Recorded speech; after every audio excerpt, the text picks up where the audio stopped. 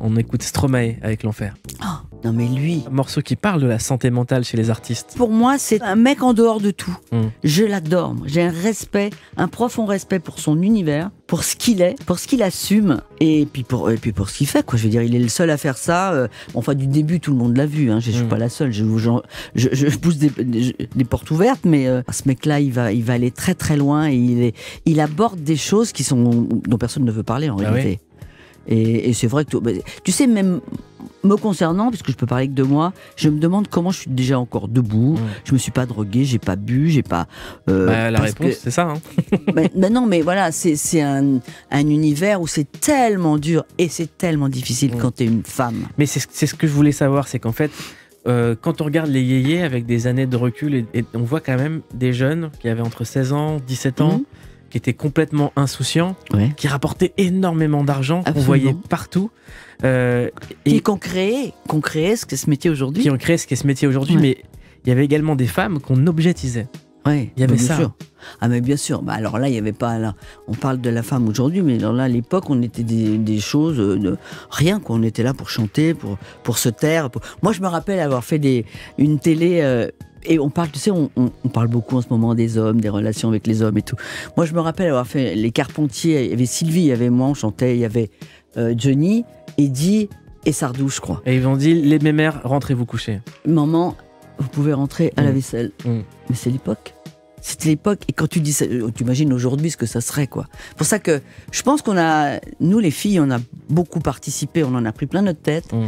Ce qu'il faut changer encore, alors si je peux me permettre de dire quelque chose qui, moi, me gêne, mais au plus haut point, c'est-à-dire que la femme à 40 ans, elle est foutue. Faut qu'elle rentre chez elle. Terminé. Parce que autant un homme devient beau, autant une femme, on la jette.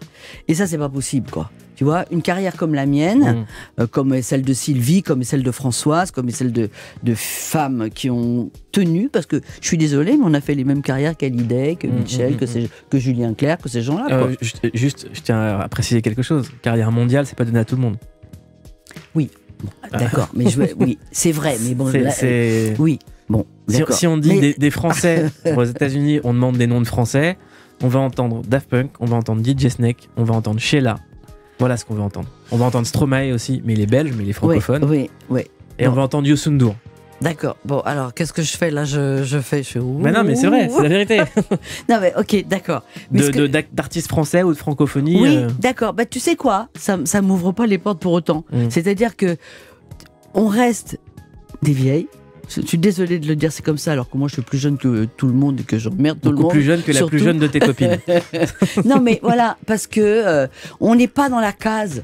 Et moi je trouve que la musique n'a pas de case. La musique, voilà, tout le monde a le droit d'écouter de la musique. Et sans dire, il faut laisser la place aux jeunes, et je suis bien la première à le dire.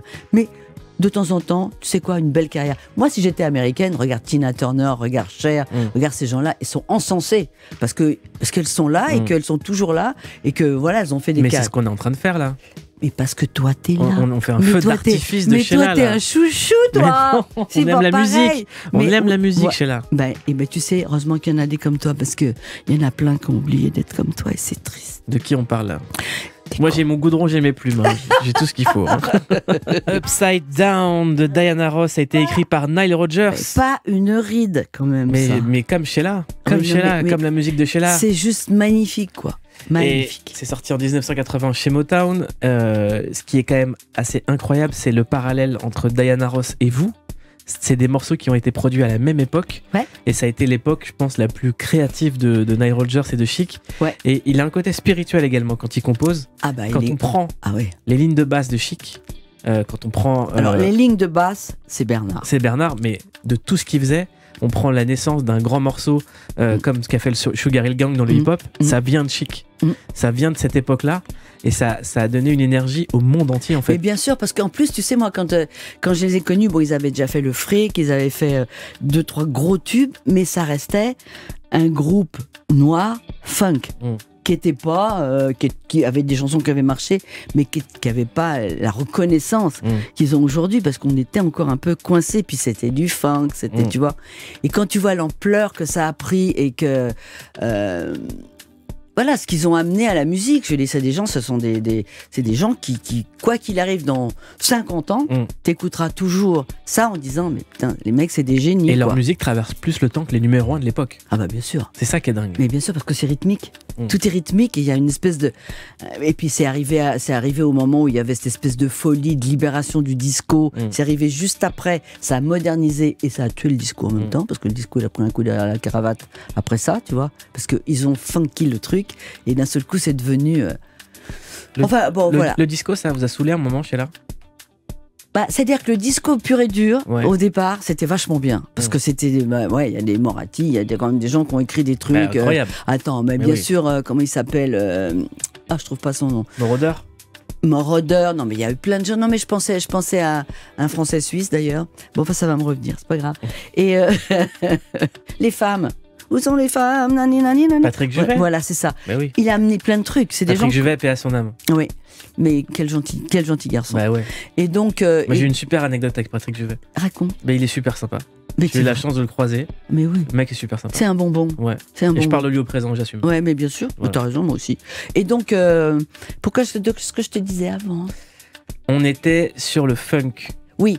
Et le disco, est-ce que le disco, ça vous a saoulé, Sheila? Parce que c'est devenu après, par les Italiens, pour être honnête, des beaux mannequins qui venaient, qui ne chantaient pas. On faisait chanter 3 choristes et tu foutais 3 belles plantes et ça devenait un groupe.